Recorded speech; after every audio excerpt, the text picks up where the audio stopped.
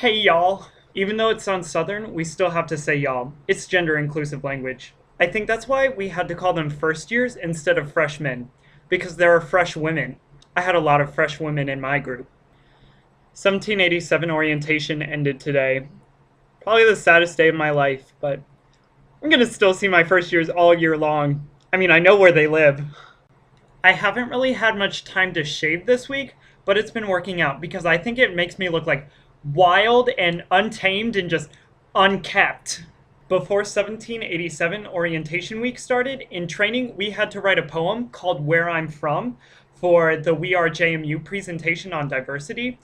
I tried to do it, but I couldn't. All I could write was, Go Dukes, go Dukes, go Dukes, go Dukes! They said that they wanted to start using social media during this 1787 orientation, and so they told us to use Facebook and Twitter and Foursquare, and then I went out and registered for all three. I used my Twitter so that everybody could see how much fun we were having all the time. I probably updated my Twitter every hour on the hour. I checked into D-Hall today. I got a badge. Pretty cool, I guess. If you're wondering why the room behind me looks so strange, well, number one, it's because my roommate has his stuff here. And then number two, it's because one night I got finished doing stuff for my first years at 5 a.m. and then I had to be up again at 6 to go to breakfast, so I just didn't sleep. I rearranged the whole room. Dr. Rose came to talk to us at a presentation the day before orientation week started. The Dr. Rose. As in, president of this amazing university and my personal hero, My fellow frog kept making jokes about how the president's jokes were bad. I wanted to hurt her, because there is absolutely no way that Dr. Rose can do anything wrong ever. Except retire, of course.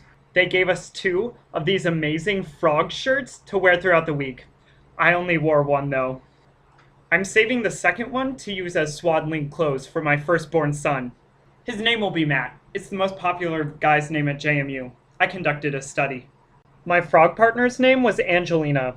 Somehow, she wasn't as excited about it as I was. But after an hour, she perked up. I guess it's just the effect that I have on people. Angelina and I had first years who lived on the other side of campus, but that didn't bother me because every morning before we went to go wake them up, I got to see more of JMU, and it just reminded me of how happy I am to be home. The moment when I met my first years was magical. I even came up with a special dance that I would do whenever I was moving any of their stuff.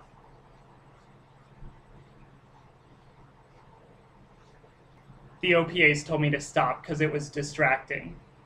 I really liked meeting my first year's parents. I gave all of them my cell phone number and I told them that they could text me or call me at any time of the day. Only a few of them did, but that didn't stop me from calling them every once in a while. Some of my first years told me that JMU wasn't their first choice. This is the face I made at them. I figured it would help them feel better that they weren't going to the College of Lame or Uncool University. They're here at JMU. We had 38 first years in the group, but that's okay, because I made 38 new friends. I made little gifties for my first years every day, but if they wanted the gift, they had to do the fight song. They had to sing it and do a little dance. I think it really helped them feel more comfortable at JMU because they were able to see their fellow first years being so vulnerable. Sometimes I'd just hang out in the mailroom, seeing if any of them needed help opening their mailbox. I opened quite a few. It brought me a lot of joy.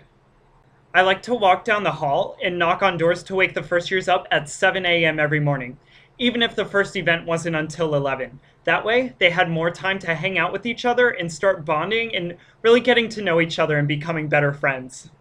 Unfortunately, this annoying frog from the Columbia Spotted Frogs kept on sending blast text messages, but he acted as though they were real tweets. His name's Zach. I'll read a few. Starting to think the phrase flexibility is key is only a cop-out since they gave us a fake schedule at the beginning of the week. Hashtag JMU1787, hashtag conspiracy. / why am I eating a Philly cheesesteak in crate form? Hashtag breakfast food ? Hashtag JMU1787. I really didn't like reading that out loud. It was very disrespectful. Cheating at bingo in the Allegheny room and still lost. He deserves it. Hashtag dang it G52. Hashtag stealing prizes. Hashtag JMU1787. Hopefully you've heard enough, and you know that this kid is bad news. I don't know how he ever got to be a frog. We had a few discussions where our first years literally could not stop crying. It made me so happy because I measure how good a discussion is by how many tears are shed. And I had to go get a bucket. Other frogs gave their first years candy. I thought, mine don't need candy. They have JMU dining. Duh. Also, I plan on using all of those icebreakers they gave us in real life. Bread, yeah, you butter. The bread. Butter, butter, the bread. Serious face.